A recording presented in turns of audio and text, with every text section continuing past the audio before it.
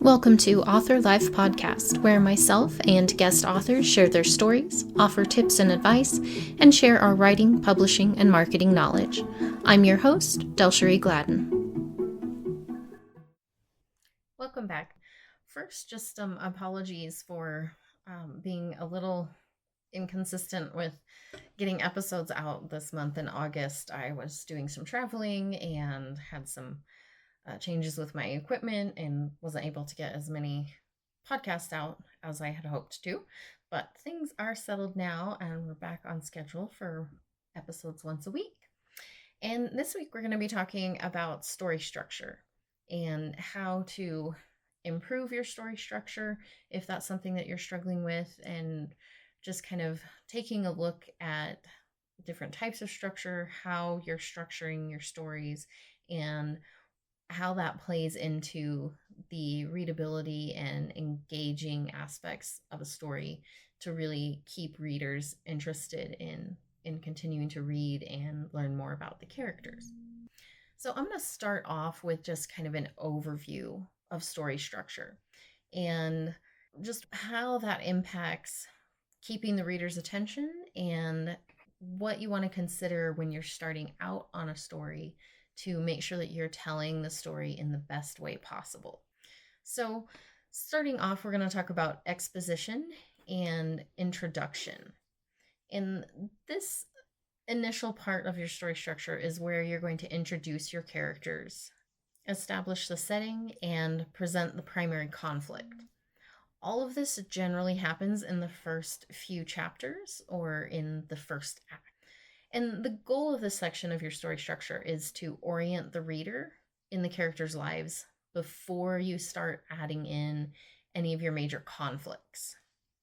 And this section is what helps the reader connect with the characters so they can start becoming invested in the outcome of the story and what's going to happen to these characters.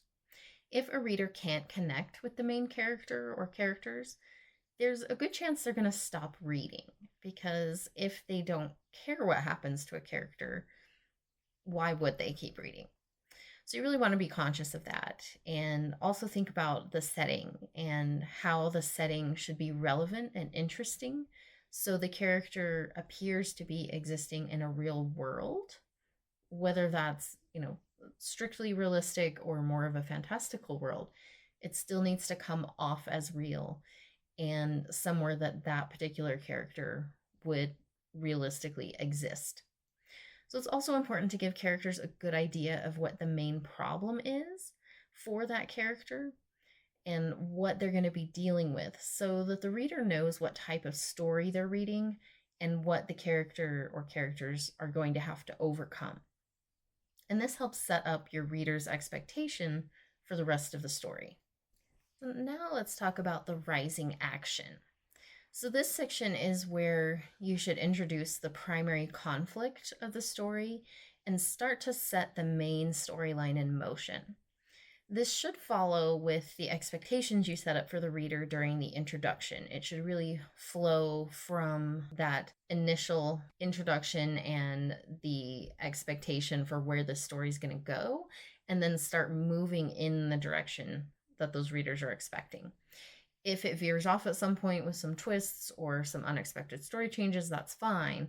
But we do really want to have a strong connection from the introduction through to the rising action so that the reader really can move into the story without being too surprised or having too many kind of mental hoops to jump through. Once you kind of get that action starting, then the succeeding events are going to become more complicated as the story proceeds. So you're going to be creating stumbling blocks, adding tension, really putting in those elements are going to help maintain interest and keep the readers excited about the story. Rising action isn't a straight line, though. So your problems and complications that you're going to be introducing should be interspersed with some moments of calm, maybe some opportunities for character reflection, and even positive movement in the story. It can't all be setbacks and struggles. They do need to have some small wins here and there to keep maintaining that hope and the idea that things are going to work out. You're just not sure how yet. So you want the action to continue to rise overall, but with those kind of dips and bumps and hurdles along the way. And this gives the reader a break in between those more intense moments and gives the reader some time for some reflection and thought as well. Now, the next section of story structure is the climax. So this is the major turning point of the story. All the problems and complications established during the rising action are going to start coming to a head here. There's going to be really high tension and lots of conflict, and the stakes are going to be at their highest. The risk that things might not turn out should feel very real to the reader, even if they know deep down that everything will turn out the way they're hoping for, because it would probably be a really unsatisfying ending if it didn't. You still want to create that certain level of doubt and unsure aspect of, how is this going to work out? And that's going to help keep them reading all the way through. Climax is also a moment of crisis that leaves the reader wondering what will happen next. Even if they feel like they know where it's going, they know how it's going to end, you still want there to be those questions of what else is coming for them. How can they possibly overcome whatever their obstacles are? So, for example, if you're writing a romance, the reader is going to expect that there's going to be a happily ever after ending. A lot of readers will be really upset if there's not a happily ever after ending, but you don't want it to be so obvious how they're going to get there. So you don't want the reader to think it's completely unlikely that there's going to be a happy ending, that that's completely out of the question, but you do want them to doubt how the happy ending will be reached, because most likely they had some ideas already, and you're going to kind of create that sense of, well, anything could happen now. I don't know how they're going to resolve this. And this kind of attitude in a reader really heightens their investment in the outcome and deepens that connection with the characters. Now, when it comes to the falling action, this is the period of the story structure that comes after the climax. This is where the story begins to calm down and starts working toward a satisfying ending. Characters are going to decide what action to take to resolve the conflict, and these decisions and actions really need to be realistic, but still somewhat surprising. Really easy and predictable resolutions tend to fall flat with readers and create disappointment. You really want to make sure that all of your loose ends are tied up, explanations to all the questions or mysteries you presented are revealed, and the reader learns more about how the conflict is resolved. And that brings us to the resolution. So at this point, the main conflict is resolved and the book ends. The story, however, should have the illusion of continuing beyond the page. This is true even if the book is a standalone and isn't going to have any actual continuation in the form of additional chapters or additional books. You want to give the reader a chance to imagine how the rest of the characters' lives are going to play out. This adds to the satisfying quality of an ending and helps the reader feel more involved overall in the story. So now let's jump into the 3-act structure. This is one of the most commonly taught and used story structures. That's largely because it's easy to follow, it's easy to teach, it's a good overall way to tell a story. There are other types of structures, and they can work really well in certain situations, but I want to start with just kind of the basic, the most expected for readers and for writers, and go through that piece by piece first.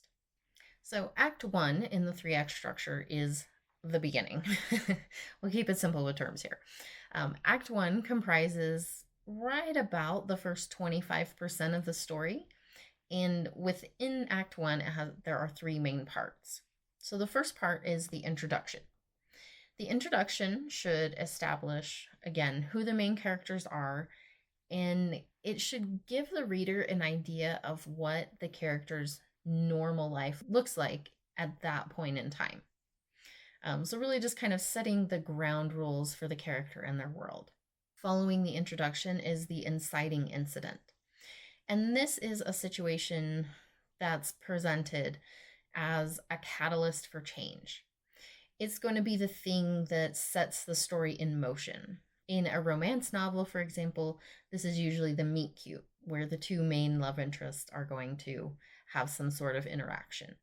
And the last part of Act 1 is plot point 1. And sometimes these are also called pinch points, so the terminology may be different depending on who's teaching it. But I'm going to go ahead and stick with plot point rather than pinch point. The first major plot point is going to introduce the central conflict, and it presents a call to action to the character. Then the main character or characters are going to have some sort of reaction to the inciting incident and the call to action. Usually that's going to be accepting the call, whatever it may be, and setting themselves on the path of the story and the beginning of the character arc. And again, there's always some deviations from this, so you don't have to be completely tied to these points and the structure. But especially if you're starting out in writing, this is a good path to follow to make sure that you're incorporating all of the necessary and expected parts of a story. So Act 2 is the middle, and Act 2 comprises about the middle 50% of the story, and this is basically going to be the bulk of the plot.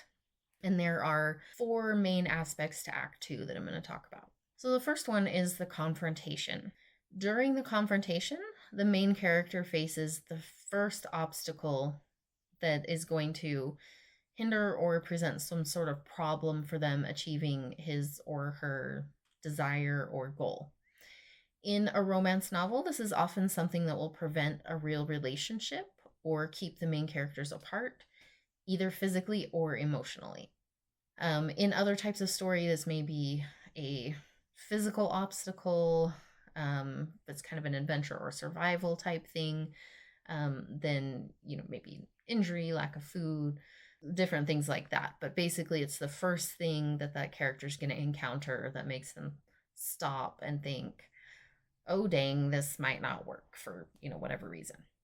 So after your confrontation is where you're going to hit the midpoint. And at the midpoint, this is when the character faces the central conflict in a really meaningful way. And this usually causes a realization in the character that then incites some sort of change. This is most often a revelation about the self, information about another character, shocking news, some sort of major reflection on the main conflict that then sets in motion some kind of change.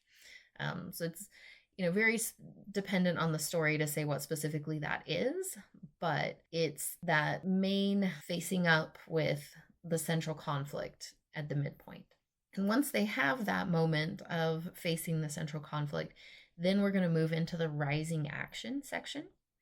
And this is where the stakes are going to be raised for the main character. So maybe, at first they were trying to get a promotion and they wanted that promotion because it's going to give them more money or a better office or more notoriety or whatever. And then something happens to raise the stakes that maybe now they specifically really need that additional money for whatever reason. So it's kind of an adding on of the stakes, or it could completely change the stakes in a different direction. That's fine too. But either way, the stakes need to go up, not down. And this helps with building up to the central conflict that the character is going to face. You want to just keep rising in that interest. So basically, the character doesn't stagnate and the reader doesn't get bored. And this is usually achieved through maybe some subplots, some new information that's introduced into the central conflict. Again, very dependent on the actual story, but it's called rising action because we're going to keep moving upward, raising those stakes. And that is going to lead you to your second plot point, which is the last section of Act 2. This is going to be the highest point of tension. It is a crisis that makes the desired ending seem impossible. Kind of everything that they've been working toward all starts to fall apart. And this should use a lot of high emotion to engage the reader and make them genuinely concerned for the character. This really has to be believable, though. Kind of imaginary, out of nowhere really sometimes random seeming changes that creates tension that doesn't make sense in the situation really is frustrating for readers. So you really want to make sure that whatever point you're getting to for the second plot point, it makes sense in the progression of the story. When readers can be genuinely concerned like this, it makes the reader question the ending that they expect and that they thought was going to happen, and really makes them question how it's going to be resolved, because they themselves, as the reader, can't necessarily see the way through this problem.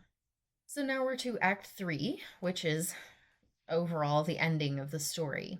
And this is going to be the last about 25% of the story.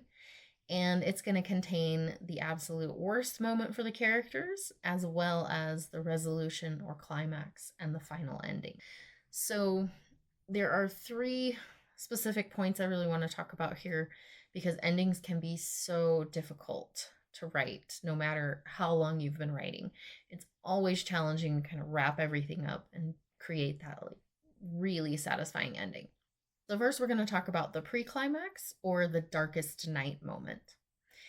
In this moment, this is the absolute worst thing that's happened. And it may be physical, emotional, situational. It can be anything, but it needs to eclipse anything else that's happened to the character, so that this just seems like that's it. That's the end. Whatever that character was working toward is just not going to happen. And that's for the character as well as the reader. They both should feel that the possibility of not achieving their goal during that final moment they're expecting may just all, come crashing down. And the character may, at this point, realize a different goal that's going to help them move past the crisis, often alone, or it may take, various tracks to get there. But this is where you really just want to focus on the intensity of the moment, the high emotion, really just make the character and the reader question that everything can actually turn out right at this point. And this is going to lead you to the resolution and the climax. So we've had this really dark, terrible moment for the character where they just think everything's lost. And you come into the conflict, and these are the final moments of the main conflict where in some way things start to be resolved. There starts to be a hint of an answer, kind of that light at the end of the tunnel that, oh wait, I didn't consider this before. Maybe there is a path to getting what I wanted or to reaching that goal. And this is normally a single scene, but it may extend into several scenes if there kind of are multiple aspects that need to be resolved, if it's pretty complex. Don't box yourself in, but also don't go on forever and ever detailing everything out. It should be pretty concise, wrap things up in a way that makes sense and that the reader can follow. So the main conflict solution, again, must be believable. If it's just kind of this, oh no, we had a misunderstanding, everything's perfect now, it's really not very satisfying for the reader. It can be frustrating for them to be like, well, this all could have been resolved so much easier. It always reminds me of that YouTube series of What Should Have Happened, where they kind of spoof a lot of popular movies. And it's like, well, this movie would have been 5 minutes long if they had just done this. And that's where you really want to avoid that in your resolution section. If you can think of an alternative, super easy ending of how this resolved, go back to work. This needs to be a bit more complex and a more realistic solution. So really just focus on that being real, but still having an element of risk, that the benefits of taking that risk outweigh staying safe. Because staying safe and not progressing forward is always still an option. And after the resolution and the climax, that's where you're going to reach the denouement. And this is the final ending, the French term for it. This is where you're going to really just fulfill all of those initial promises to the reader. So if you promise them a happily ever after, this is where they're going to see it. If you promise them survival, this is where the person, makes it out of the jungle or the wilderness or what have you. Really make sure that you are tying up all the loose ends, answering all the questions, and underscoring the general theme of your story. And if you can do all of that, then you're going to leave your reader nice and satisfied. They're going to feel good about the ending, and then they're hopefully going to want to continue to read more from you. And of course, is room to make changes and try new tactics within the 3-act story structure. It does not have to be this rigid, unbreakable thing, but it's a really good guideline to help make sure that you're getting all of the important aspects of the story and that you're not, veering off somewhere you can't easily come back from in your story. So now I wanted to talk about some different types of story structures. Mainly, I want to go over chronological and non-chronological story structures. Because depending on what your story is, one might work significantly better than the other, or, one might be significantly worse than the other. It's on an individual basis, but I just want to kind of give a general overview of, what they are and how they can work in different situations. So how you tell a story in time can make a big difference in its effectiveness. Chronological timelines are definitely the most common and probably the most easy to write overall, but non-chronological structures can also work really well when they're done with careful planning and attention to detail, because they are going to take a little bit more to make sure that everything lines up the way that you want it and resolves in a way that makes sense. So I want to start with chronological story structure first, since it's the one most people are familiar with and probably understand the best. This type of story structure is told, as it would sound, in chronological order, meaning that the events are told in the order that they occur. So brief flashbacks or flash forwards may be included, but they're not the main storytelling device.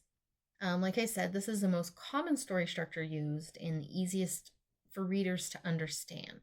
It's important to make sure that the order of events and passage of time is clear to the reader. Those are elements that can still cause some confusion if they're not done properly.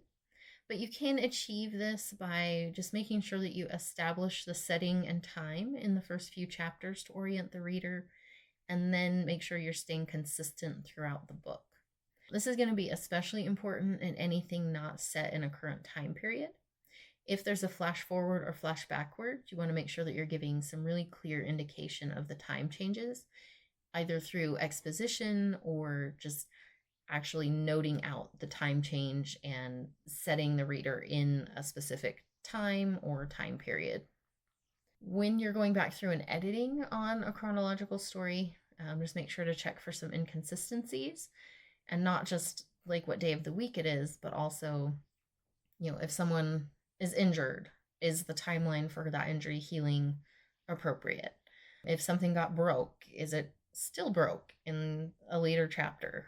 People coming and leaving, just making sure that anything you mention that has a time element to it, that you're following up on that, and that you're not, just kind of letting those things slip by, because a lot of times a reader will notice those types of things. And it is really easy to forget those little details and, have someone use a whole item that was broken in an earlier chapter, especially if you're a writer who writes asynchronously and you're writing different scenes at different times. Just really make sure to check that, if someone injured their shoulder in chapter 3 and chapter 5 is only 2 days later, they're probably still going to have maybe some limited movement or not be able to do certain things. And it can also be really easy to forget about a character who existed in the background of a scene. Make sure you don't kind of just leave people hanging around wherever. And a lot of this can be caught in the editing stage, so just make sure that that's something you're paying attention to, tidying up time issues in your various scenes as you go through. And there are different challenges with non-chronological story structures. And there's a few different types that I wanted to mention. These aren't as common, so I don't want to spend a ton of time on them, but I'm just going to give you a brief kind of overview of the different types of non-chronological structures. So past prologue is a type of structure that details an important event that happened in the past and has affected the current situation. So this is commonly used when there's just too much backstory detail to work into a present conversation without just info dumping it on the reader. So the reader might be given all the pertinent information in a past prologue to orient themselves in the current time when the story begins. And similar with the future prologue. So this type of structure is going to detail a tension-filled or dramatic future event that's meant to capture the reader's attention right off the bat. It's most commonly used to show an unlikely or startling endpoint for a character or a story. Then it's going to revert back to the present to show kind of the normal situation and make the reader wonder how on earth they got to that really unexpected event. And I would say that this shouldn't be used just for shock value to catch a reader's attention right off the bat. This scene needs to be important and relevant information that the reader needs to know at the beginning of the story, and not just one of those like, gotcha moments, now you're going to keep reading.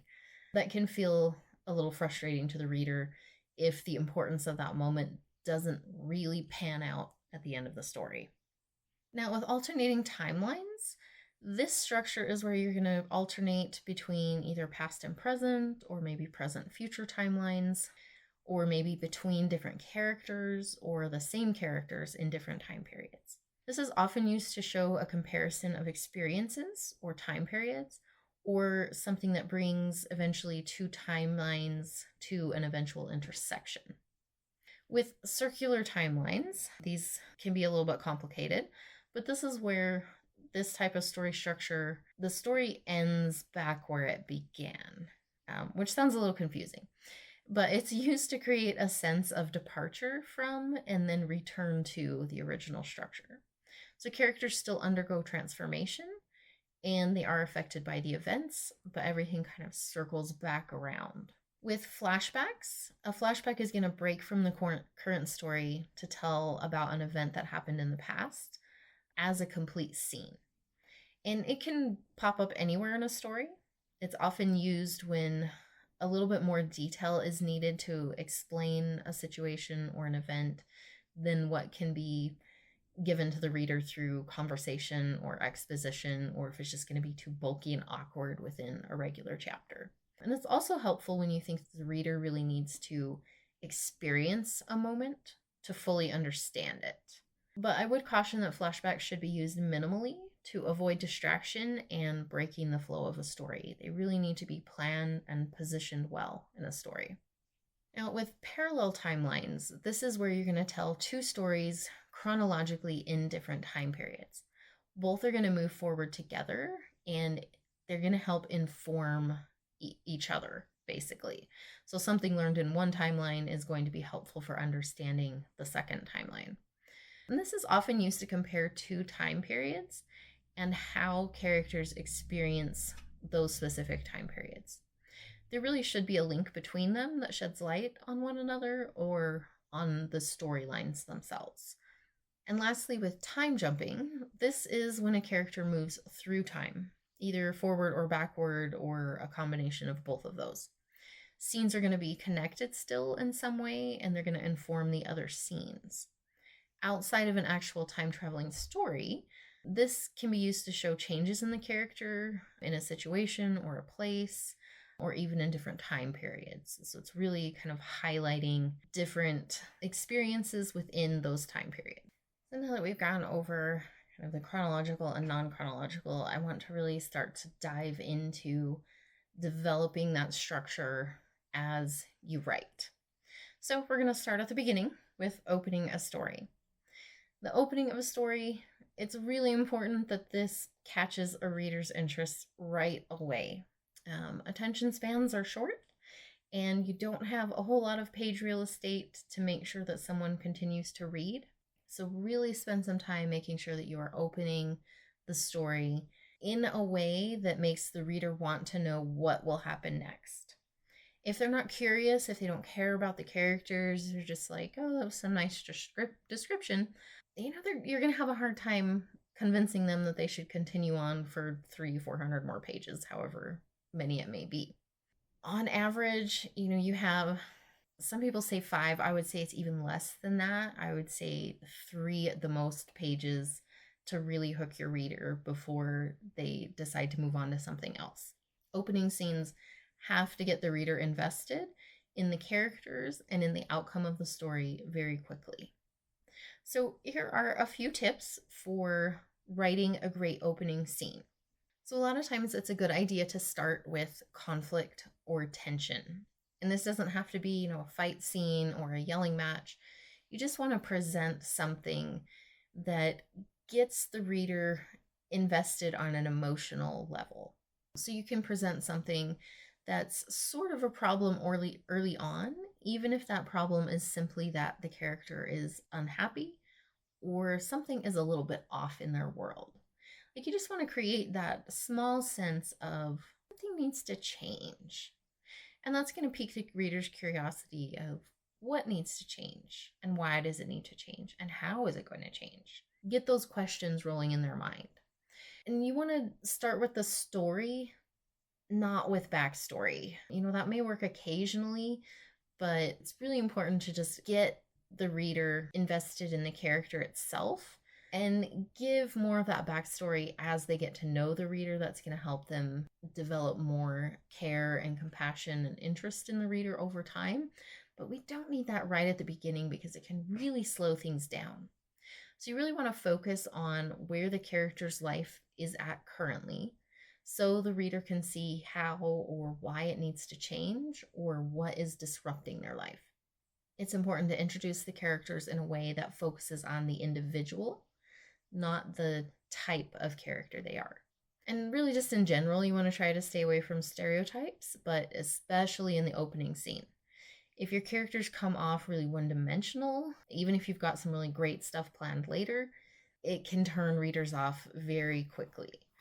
Because when you use stereotypes, it sets up certain expectations of, oh, this is that kind of story. This is how it's going to go. I already know how it's going to end. I'm bored. And then they'll turn to something else. So you really want to try to highlight some unique traits to pique your reader's interest in those opening scenes. And it's good to be specific, but still brief in setting the scene, and especially with description. Give the reader a sense of when, where, and how the character exists in his or her world, but don't overdo it. The reader should usually be more focused on the character than the world, and that may be slightly different if you're, really doing like world-based sci-fi or fantasy, but in general, you want to orient the reader in the world, then save all the other exciting or fascinating aspects of the world for a little bit later on, worked into the story. Work to set the tone of the story with description, action, and dialogue, but pay attention to how you describe the world and the character. You really want to match your tone to the wording choices and what you choose to focus on. A character who thinks their life is amazing will notice pleasant things in their surroundings, and an unhappy or frightened character is going to notice things that feed into those perceptions and emotions that they're experiencing. So just really be aware of your wording and how you're describing the situation and the character in those early scenes, because it can really help to set the tone and the reader expectations. You do want to make promises to the reader that you will keep by the end. Don't make promises you can't keep in life and in writing. So some of those promises might be that this character is going to find love or solve a mystery or learn something or have an adventure. Depends on your story, but you want to make those promises to your reader. Even if you're more of a pantser and you don't know exactly how the story is going to end when you start writing, you still generally have an idea of what type of story it is and what the reader is going to go through and learn overall. And in that sense, you want the opening in some ways to mirror the ending.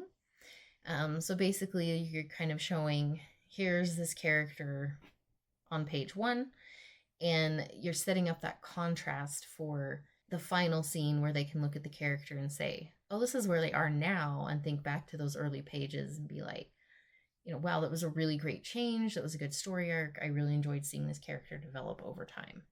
So now here are some tips to avoid a really lackluster opening scene. So don't open with a really heavy description or backstory. Readers will often get really bored with this and lose interest in the character if that character is not the main focus of the story in those opening chapters. You really want to just be concise and stay focused on what is going to most engage the reader. You also don't want to open in the middle of confusing events. And sometimes writers do attempt this to, start with action, start in the middle of the scene, but that can easily go awry if it's not understandable. If there's too much going on that the reader can't place the characters or figure out why the scene is happening or where it's leading to. So, unless your goal is to confuse the reader, which might work in some stories, but generally probably isn't the best idea to open your story, you do want to be clear about who's involved, when and where it's taking place, and what the main conflict is. So, next, try not to open with too many characters, even if you're going to have a large cast overall. Stick to 3 or fewer characters in the opening scene. The initial expectation for the reader is not that they're going to meet every single character in the book. They want to get a sense of the main character and the main conflict of the story. So try to stay focused on that and only put in the characters who absolutely need to be there in the beginning for those things to be made clear. Because it's really overwhelming to have too many characters to meet right at once. Just imagine in real life, if you're introduced to 15 people in the first 5 minutes of a party, that can be really overwhelming. It's hard to remember who's who and what they do and all of that. So try not to do the same thing to your reader in that first scene. And then generally, it's a really not great idea to open with a dream or a flashback. And I say that with a caveat because I have opened a book with a dream. The whole book is about this girl's dreams, though, so it worked with that one. But in general, this is considered not great by most editors and readers. And the reason for that is that it can be confusing for the reader. It can set them up to think that they're getting one type of story and then, oh, never mind, that was just a dream. This is the real story. So it can just be frustrating and kind of aggravating to the reader. So unless you really have a good reason for opening with a dream or a flashback, generally try to avoid that. If you do feel that you absolutely need to start with a dream or flashback, make it very clear from the beginning that what the reader is experiencing is a dream or a flashback, so they're not confused and so they don't feel like they were, misled or lied to when you make the switch to the main time period or reality of the story. Also, don't open with a cliche. And this is basically anything that is going to make a reader roll their eyes or think, oh, it's that kind of story. So things like the girl standing in front of a mirror describing herself to the reader. For me, that's a personal pet peeve. I'll pretty much always put down a book if it starts like that because it just irritates me so much. But just any of those initial scenes that kind of tend to make people cringe or has been used so many times that we're all tired of it. Really just try to find a new way to introduce your character if that's kind of your initial thought. Take a few different tacks and try something else first. And again, the next one, just be concise with your language. Try not to open with really overly flowery language that kind of goes on and on. You really need to catch that reader's attention right off the bat. So get to the point of the scene without, this long meandering trip through a garden or memory lane or what have you. Readers do get bored quickly. So get to the point, be concise. And this is one that you'll hear many, many times throughout your writing career. Show, don't tell. So don't open a story with telling. You want to show the reader what they need to know using dialogue, action, internal thoughts, or interactions. Really heavy exposition in an opening scene makes it drag and feel really long. So try to avoid those internal soliloquies that just seem to be really exhausting and never ending. I think what helps a lot of time for me is to think of it as a movie scene. If nothing's happening and you've just got like this narration while, they're showing some background scene or something, that does get boring really fast. You want to help the reader see where things are standing, who the character is. So if you find that you're really kind of telling too much, over explaining things in that opening chapter. Just kind of go back through, start trimming where things aren't showing the reader, where you're explaining things to the reader instead. And another tip is don't open with a stolen prologue to fix a boring beginning.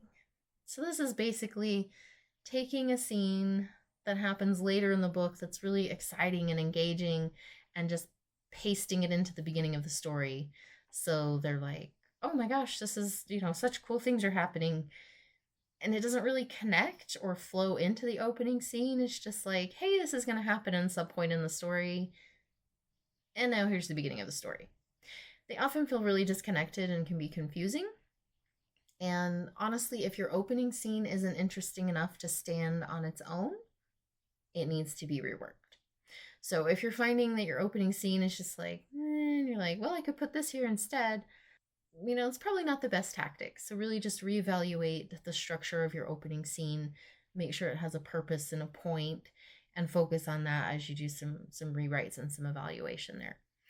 So just remember, with that opening scene, you want to introduce the main character, their current situation, their problem, and give the reader a hint about what's to come next. Really focus on using your opening scene to hook the reader by presenting an interesting character, a problem the reader wants to see solved, and a world that's going to tie those two things together. So the next thing I want to talk about is scene position, purpose, and point of view, because they all tie together in helping make sure that your story structure works well and is going to flow. So where a scene is located in the story structure, what role it plays, and who is telling that section of the story are really important elements in deciding how to craft a particular scene. So first, let's dive a little bit more into positioning. So we just talked about opening scenes, but just kind of a little recap here as we talk about positioning. The opening scene, again, should introduce characters, set up the story premise, and give hints at the backstory. You don't want to go overboard with any of these elements. You just want to orient the reader, and then you're going to fill in the details later to avoid overwhelming the reader with too much information or too many names to remember, that sort of thing. Just really just kind of that glimpse into here's the starting point. And as you go, you're going to provide the rest of that depth and detail. And those are all going to come in through the middle scenes. And this is where you're going to continue to introduce other aspects of the character's life and work through complications that come up, provide those twists in the story, and continue to raise the stakes through these scenes.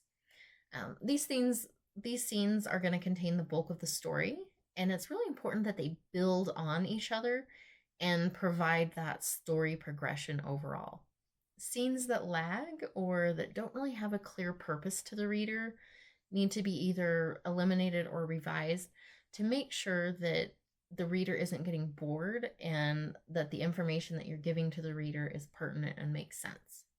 Now, with climactic scenes, typically these are in the last third of the book, but you may have smaller climactic things through the middle sections as well. They're scenes that are built up to through other scenes, and they're often shorter. They're going to use higher levels of emotion. A lot of the times they're going to be action-based in some way, and that's not necessarily like racing motorcycles or, fist fighting, just some sort of physical, intellectual, or emotional action that involves decisions and moving forward. You really want to be careful not to string too many climactic scenes together in a row. This can be kind of overwhelming and exhausting to the reader. So you want to have some different types of scenes in between your more climactic moments. This gives the reader a break every so often so they can focus on character development, reflect on what's been happening, adjust or invest further in their expectations. And these types of scenes are often going to be focused on recovery, discovery, or introspection. So really just consider the tone, the feel, and the purpose of the scene, how it corresponds to its particular place in the story. It's really important that those match so that everything flows together and doesn't seem out of place. And when you're considering a scene's purpose, which it should always have a specific purpose, purpose doesn't necessarily mean action. Purpose might be information or emotional development that advances the plot, revealing something about a character or the world, providing information about the overall plot, or maybe even highlighting a change in the setting, the character, or the major plot line. For writers who tend to be outliners, it's usually easier to make sure each scene will have a purpose before it's written, because you're listing out your scenes and what's going to happen in them. For pantsers, this can be a bit more challenging because sometimes you're just writing with the flow and you're seeing where it goes. You don't always necessarily have a clear purpose in mind when you start a scene. So with pantsers, it's really important that when you go back to do your revisions and editing, that you really evaluate each scene and ask yourself, what does this scene do for the story or for the character? Does it have a point, a purpose, or is it just kind of superfluous and meandering and just something you thought was interesting at the time? If you can't really pinpoint what the purpose of a scene is, it may need to be revised, or it just may not be needed at all. So don't be afraid to just cut a scene if it doesn't provide anything useful to the story. So when you are thinking about purpose for a scene, try to condense it down into a single sentence summary. What happens in this chapter and why? So for example, this scene will show David blowing up and scaring Emily away by proving to her that he can't control himself. There's obviously going to be a lot more to the actual writing of that scene, but when you're evaluating it, you can narrow down what happens, why it happens, and how that relates to the overall story. So just try to ask yourself those questions as you're going back through and evaluating which scenes are relevant and which scenes are not. Now, another important part of developing individual scenes is that you want to make sure that a scene is being told from the most impactful point of view. And if you're only writing from one point of view, you don't have the option of switching between multiple characters. But this is still important to consider even in single point of view stories. Because if you find yourself questioning the point of view multiple times in scenes, you might need a second point of view, or you might be telling the entire story from the wrong point of view. So don't just skip over this just because you're writing a single point of view story. So when you are considering which character is going to be the most impactful point of view on a situation, usually that's going to be the character who's most influenced or changed or hurt, whatever that type of impact is by that scene and the events that it contains. So if you find that emotion isn't coming through in the scene like you want it to, maybe this isn't the person who's having the most emotional reaction to the scene, and maybe it will be better off told from a different point of view. Think about what the stakes are for each character as well, and ask yourself who has the most to gain or lose by the outcome of the scene. That can be a really good indicator of who the point of view of the scene should be. Point of view is also tied to the purpose of the scene, so make sure you have a firm purpose and then evaluate who will either learn the most, change the most, react the most strongly, risk the most, along that lines. That can help you decide, again, which character is going to be the best point of view for that scene. There are exceptions, of course, often stylistic ones. If the emotional elements are so strong that they may impact the reader in a negative way or be overwhelming, if it's something that you feel possibly might need a trigger warning, consider that the scene might be more effectively told from a peripheral point of view, so it's not upsetting or triggering or just overwhelming for the reader. And this can be the case in certain traumatic experiences or particularly upsetting or gruesome encounters. So just keep that in mind, that there's always that exception. And if you feel like a scene is too much from a particular point of view, consider where you can find that balance of an impactful point of view without pushing it over what the reader can be expected to handle. Another important aspect of developing your scenes is going to be crafting that high moment that readers are waiting for and using conflict throughout, but especially in really being effective in your scene crafting. A strong high moment and relative conflict are really paired with each other. They're going to make, if you're missing one or the other one doesn't quite hit where the readers are expecting, it can be a really big letdown. So you really want to make sure that these two are working together to create that moment that readers are really hoping that they're going to get to. So with crafting the high moment, scenes within a story should mimic the overall structure of the story. And that means it should have a beginning, a middle, a climax or a high moment, and an ending. They're just going to be condensed in basically a mini version of the overall story. The high moment of a scene is going to use elevated emotion, action, maybe revelation, something that's going to impact the characters in some way. This doesn't always have to be a major event or an action scene. You're going to have small high moments within individual scenes, as well as the larger high moment of the story. But when you are working in these smaller scenes, you still want that high moment to be noticeable to the reader and to stand out in some way. The high moment typically occurs at or near the end of the scene, with the previous parts of the scene building or leading up to that moment. It should be something that produces a reaction of some sort in one or more of the characters involved in the scene. The more important the scene is, the more important the reaction should be. So reactions might include fear, happiness, making a decision, becoming increasingly uncertain, hiding, running, pulling away, moving forward. It really depends on what the scene entails, but it should inspire the character to have some sort of reaction, make a decision, feel an emotion, something. The high moment should also reveal the purpose of the scene. So the character may be learning something about himself, herself, the other characters, the world, the story, which then is going to affect their perceptions and choices. It should also lead the reader to the next scene by setting up the next step in the character's journey and what the character is going to do after the revelation of that scene. Now, again, paired with that high moment is going to be conflict. If there's not any conflict, there's not really any high moment to be had. It's just going through events of a daily life. So you need to have that conflict. And that might be internal conflict or external conflict or a combination of both. The conflict in a scene needs to have meaning.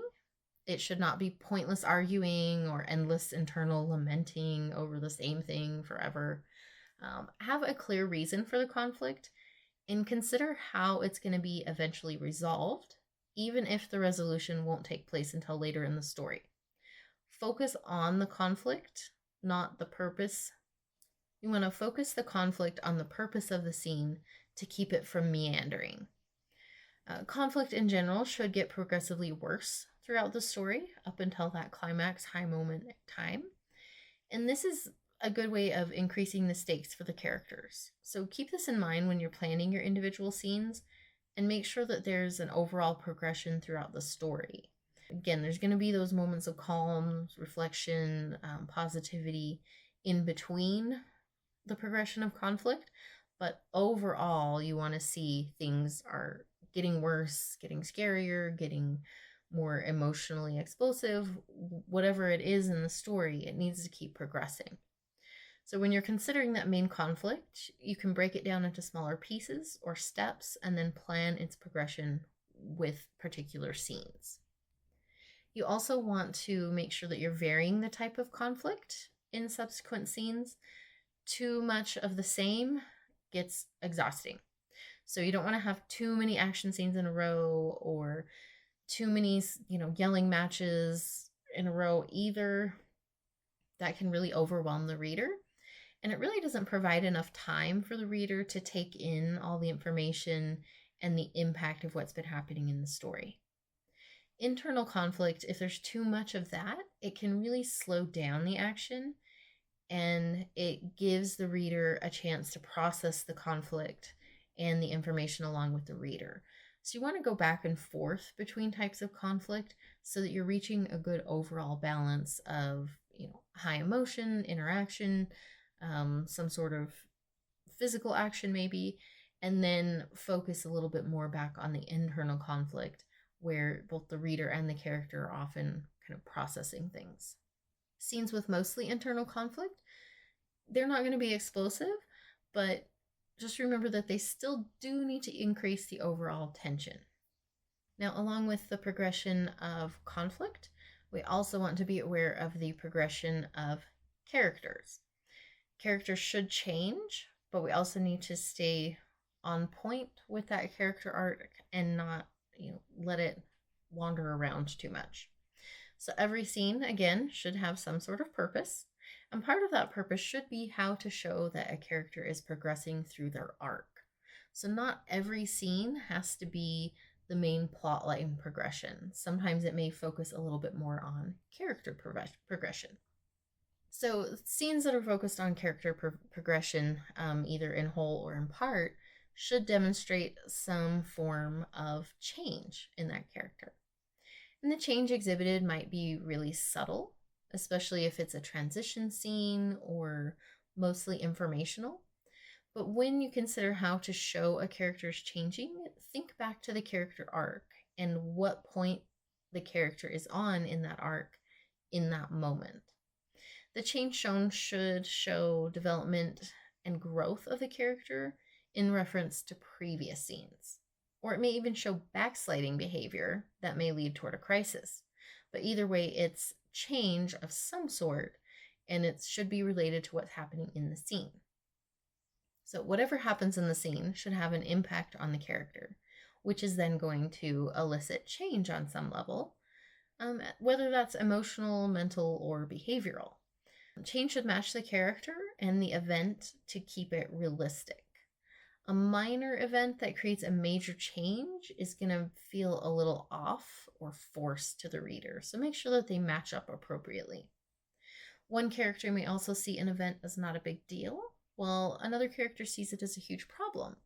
So it's also important to make sure that you consider the character's personality developed up to that point so that their reactions and the change inspired by a particular event make sense according to who that character is at that point in time.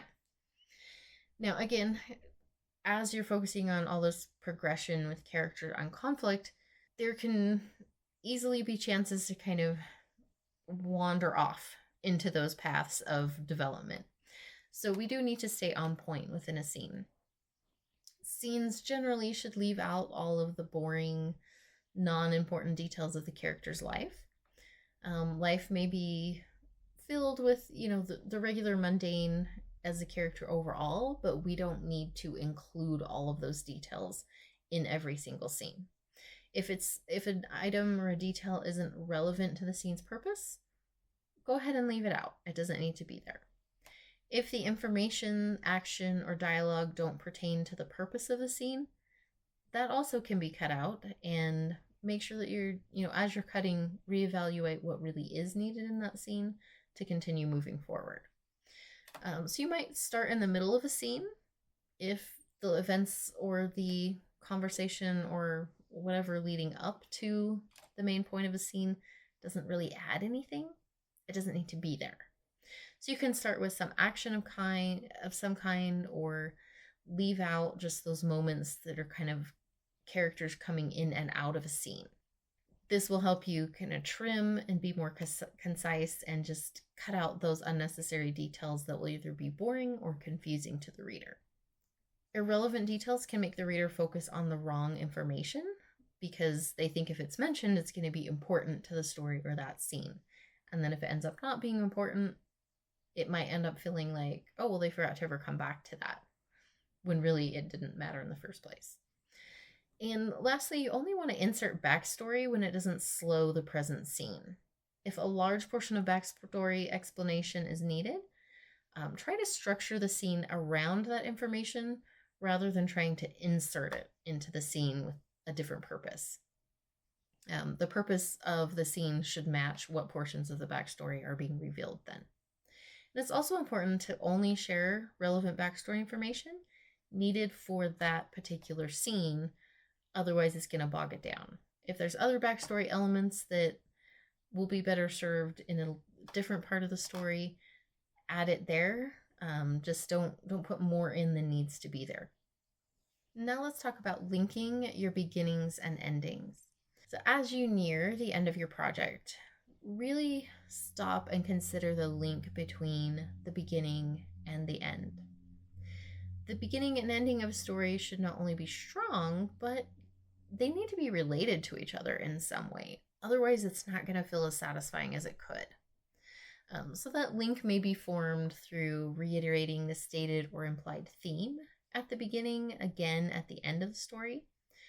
Some might be referring back to the symbolism used throughout the story, using a situation to mirror or contrast the beginning, coming back to a specific action or piece of information, or something along that lines that ties the two scenes together and gives meaning to both of them. The ending will obviously have more meaning to the reader if the beginning and the end tie together in a meaningful way. It kind of creates that moment of like, I see now, which feels very satisfying to readers when they have that moment. So to be meaningful, the final scene should relate to the overall concept of the story, which ideally should be laid out in the beginning or hinted at in the early chapters. So as you're working on the ending, look back at those beginning scenes and consider what message is communicated to the reader, particularly what promises you made and what themes are introduced. Also, what changes the characters needed to make in order to find purpose or happiness, and then make sure that you're fulfilling those and coming back around to them. So this may mean fulfilling a promise or completing a character or story arc, or coming back to the theme or concept important to the story or the character.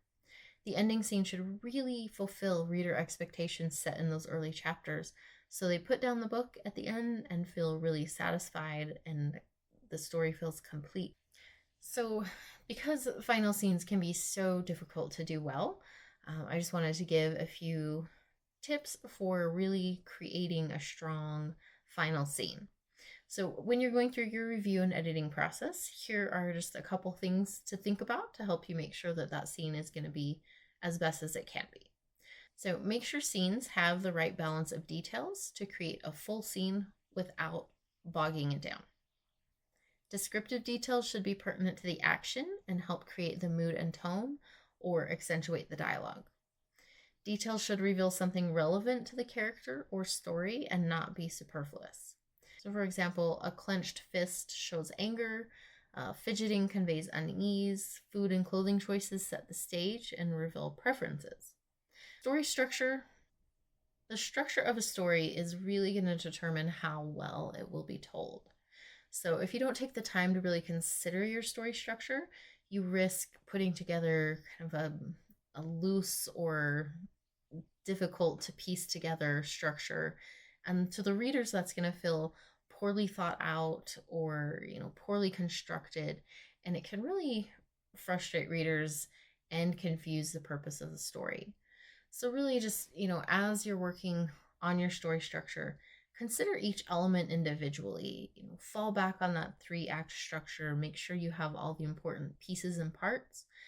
Even if you, try a few new techniques or rearrange a little bit to try something new, just make sure that you're paying attention to your story structure, that each piece has a point, that it's relevant to the story, and that you're working from making initial promises to your reader to fulfilling those promises at the end, so they put down the book feeling really satisfied and glad that they invested that time into your story and your characters. So hopefully those were some useful tips to help you develop your story structures a little bit more, or to maybe fix some issues you're having in a particular project. I appreciate you guys taking the time to come check out the podcast this week, and I'll be back next time with another topic and more interviews with other authors. Thanks again for listening to Author Life Podcast. For more information on the podcast or guest authors, check out the links in the show description. If there's a topic you'd like to learn more about, find me online and send me suggestions anytime.